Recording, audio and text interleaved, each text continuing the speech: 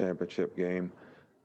I think in a game like this, preparation is really, really important.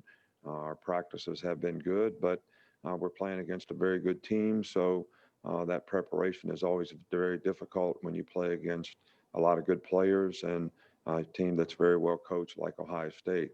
I'd like to take a moment to congratulate Smitty on winning the Heisman, and also Mac and Najee for being finalists. I think this is the first time for a long time that three guys from the same team have, put themselves in that position. And all these guys are fine young men and have done a great job of representing our program and certainly played outstanding football for us. I know there'll probably be questions about Waddle. He is been able to practice, some. His status for the game is still relatively, up in the air, and it'll probably be, game day decision. All right. Thank you, Coach. We'll begin the Q&A with Pat Forty. Pat, go ahead. Yes, Nick, a big picture question, please. Is the fact that we have reached the point of having a national championship here make this a successful season? Well, I think it's been good for everyone that we've been able to play football, whether it's NFL football or college football. I think, a lot of people have put a lot of time and effort throughout the country, throughout the NCAA, throughout every conference to, try to create an atmosphere and environment which gave the players an opportunity to compete, the fans something to root for and look forward to. And I think that's a real positive thing. And I would say under the circumstances that we're pleased with the way, this season has gone and the number of games we've been able to play and the players having the opportunity to compete and now to culminate it with actually a playoff and a championship game. Next, we'll go to Mike Rodak. Mike. Dylan Moses has expressed recently just how difficult this season has been for him coming back from the injury. Just what's been your perspective on his return and just how close he's been to his play before the injury? Well, we knew going into the season, previous experience with guys like Dante Hightower who've, had injuries like this. Sometimes it takes these guys a full year to actually, get back to 100%. But, Dylan has done an outstanding job and, showing a lot of perseverance, leadership, on our team. And, I'm pleased with the way that he's played. I'm pleased with the way he's handled his circumstance. And certainly he's made a positive contribution to our team. Next, we'll go to Dennis Dodd. Go ahead, Dennis. Nick, how much do you feel compelled to call other teams to get strategy on how they handled Ohio State, or is that all internal? Well, we do the best job we can preparing internally. I think we obviously watch other teams play against them and try to analyze the strategy that they have on offense, defense, and special teams. I don't think it's any secret in this profession. Sometimes if you know somebody from another team that played them, you sort of ask some advice and maybe get some knowledge and experience, because I don't think there's any question about the fact that when you play a team every year, you develop a little better history for what you would do against them, as opposed to when you just play a team once, sort of every 4 or 5 years. Our next question will come from Bill Rabinowitz. Go ahead, Bill. Hi, Nick. You hadn't become a head coach at Ryan Day's current age is 41. He's only in his second year and he's in the national championship game. Obviously, life stories are very different, and I know you don't know him well, but can you just kind of speak to where he is in his career and what your impressions are of what's made him so successful? Well, he does a great job of coaching. He's very good offensive sort of play caller. He's got a great scheme on offense. Certainly does a great job of coaching his players to execute that scheme. They're very well coached in every phase, and their team plays with great intangibles, discipline, toughness, play hard, seem to have great togetherness on their team. So I think those are all great indicators of, what a great job, Ryan Day does as a head coach and a leader of his organization. And, I think he's taken advantage of a great opportunity and certainly done an outstanding job with it. And, they got one of the best teams in the country, no doubt about that. Next, we'll go to Cecil Hurt. Go ahead, Cecil. Coach, you've had a chance to watch Jaylen Waddle at practice for a couple of days. What does it look like to you? Well, I've already made a comment about that, so I don't have any crystal ball to know. The issue with injuries is, when a guy does practice, how does he respond to the workload? Sometimes if a guy practices one day and gets sore the next, you can't practice him the next day. So you just keep sort of trying to build up his workload to where he might be able to play. So that's a work in progress right now. So you really can't predict, where he might be. And then other guys, seem to get stronger as every day they practice, they get a little bit better. So this is something that we're trying to evaluate, but not anything that we can make any kind of prediction on at this point. Next question will be from Kyle Rowland. Go ahead, Kyle.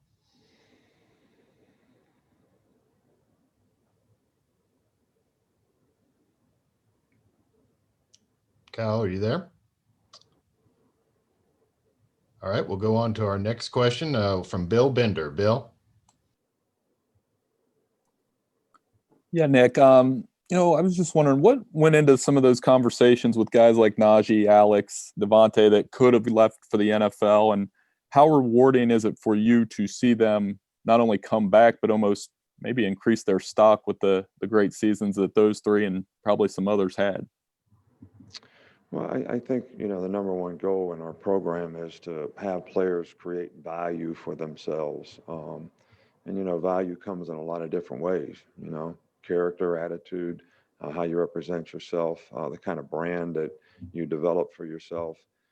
Obviously, getting an education and graduating from school, certainly contributes to that in a large degree. And then how can you create value for yourself as a football player?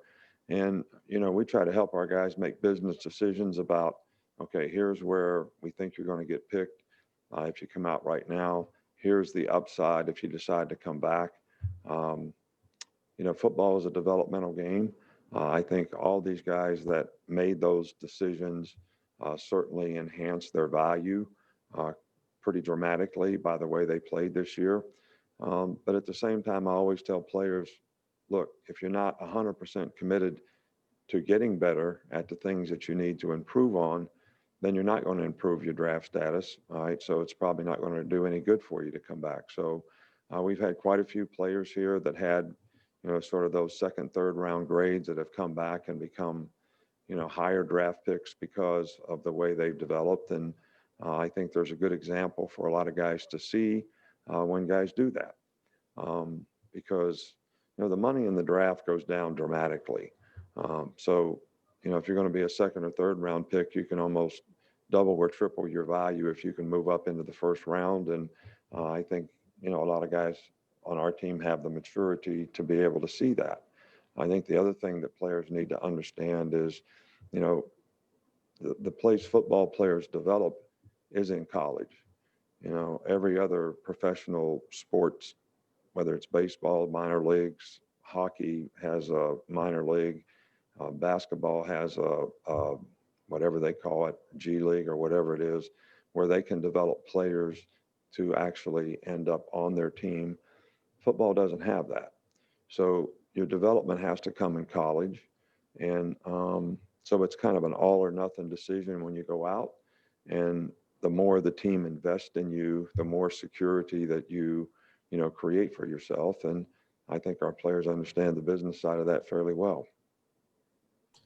We'll go next to John Zener. Go ahead, John. Yes, Coach.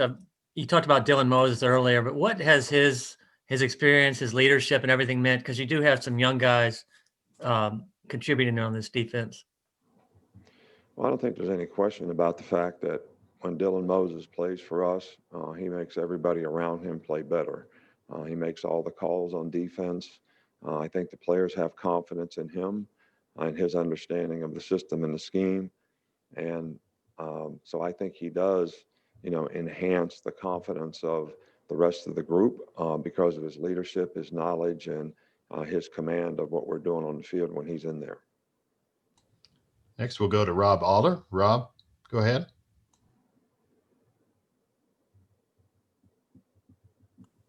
Nick, you've had a lot of markers through your career. Can you pinpoint A, when you knew this is something you wanted to do, coach, and B, when you realized you're pretty good at it? I don't know exactly what you mean by markers, if I heard you correctly. I never really wanted to be a coach. I think I have to give all the credit for Don James, who was my college coach, calling me in one day and saying, "I'd like for you to be a GA." And I immediately responded that I'm tired of going to school. I don't really want to go to graduate school, and I don't want to be a coach. So why would I do something like this? And he was pretty convincing that it's something that I should try. My wife, Terry, had another year of school, so I really couldn't go on and do anything else because she wanted to finish and we wanted her to finish. And we'd promised our parents that if they let us get married, that we'd both graduate from college. So, and then when I did it, I just absolutely loved it. And I think that it was a lot like being a player, except you didn't have to run wind sprints after practice or anything like that.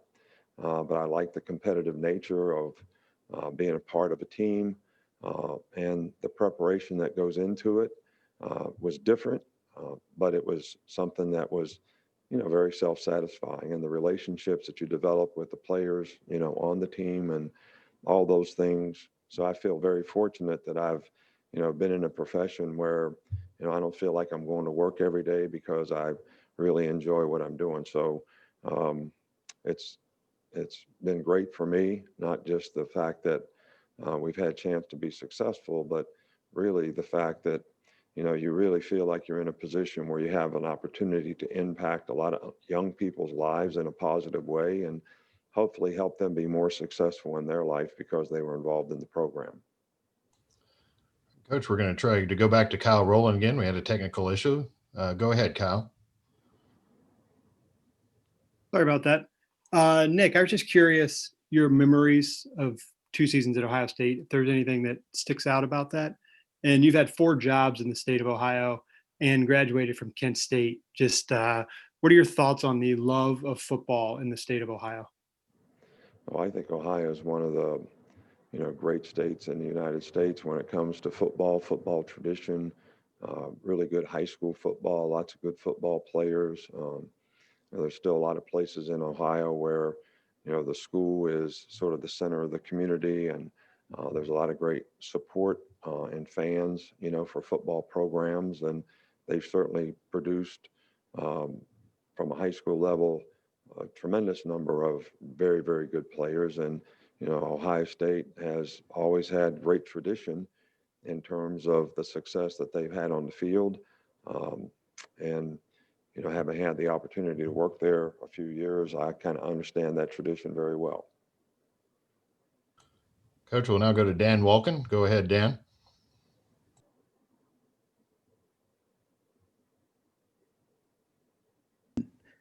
How much is the evolution of college football to become more, offensive, and the challenge of that for you, and how you've had to sort of change some things in your program contributed to your longevity and the drive you still have to do this and try to win championships at this stage of your career? Well, I don't think there's any question about the fact that college football has changed dramatically in the last 10, 12 years.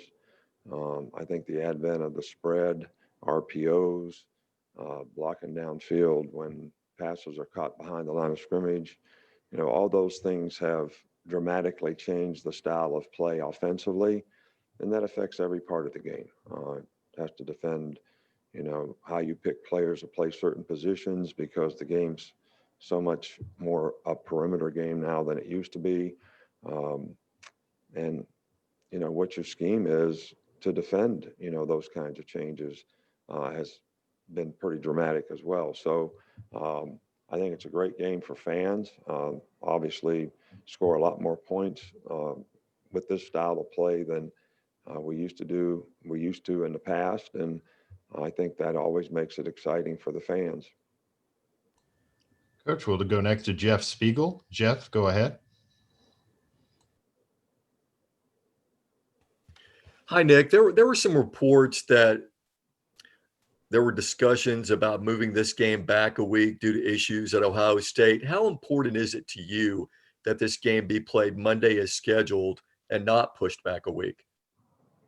Well, look, I think everybody respects the disruptions that we've, had to endure, throughout this season. And, we have total respect for the safety of players. And if there were, and I think there were, some issues relative to COVID, and there were discussions as to whether it was, fair to continue or to move the game back and all that. I think, there would have been some probably, I don't know, difficult management issues if we would have moved the game back. Our school starting this next week, we would have had 35,000 students coming back here.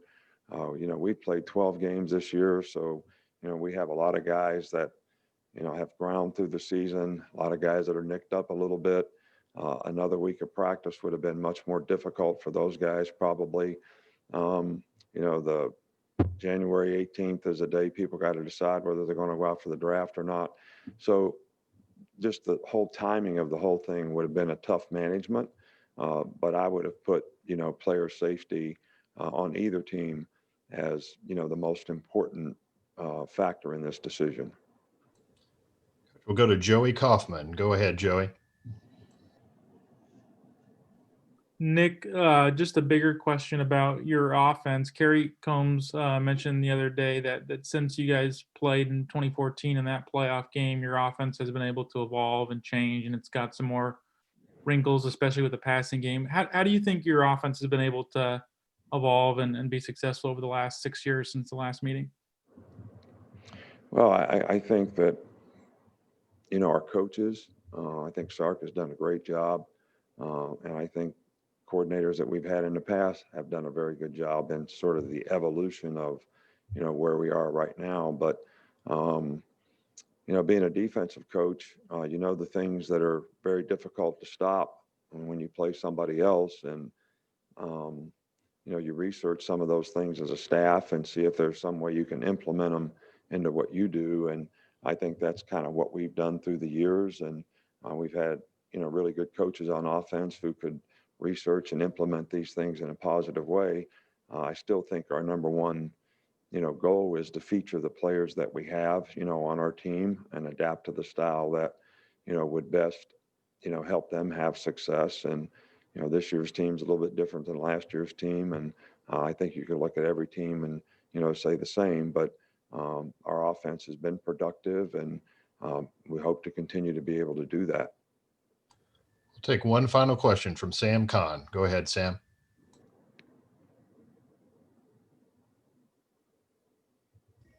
Hey, Nick. 7 of the last 8 games you guys have played, you've allowed fewer than 17 points. What has been working for your defense in that stretch?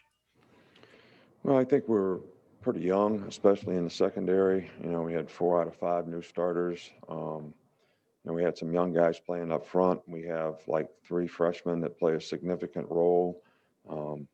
So I think early on, we made a lot of mental errors. The knowledge and experience that we had was probably not what we needed to be able to make the adaptations and adjustments, in game and also in preparation. So I think, that has improved as the season has progressed. And I think with that, the confidence of the players, has improved. I think the confidence that the group has in each other, the understanding of how they need to play to have a chance to be successful, and how everybody has to do their job if you're going to be successful, has all contributed to some improvement throughout the season.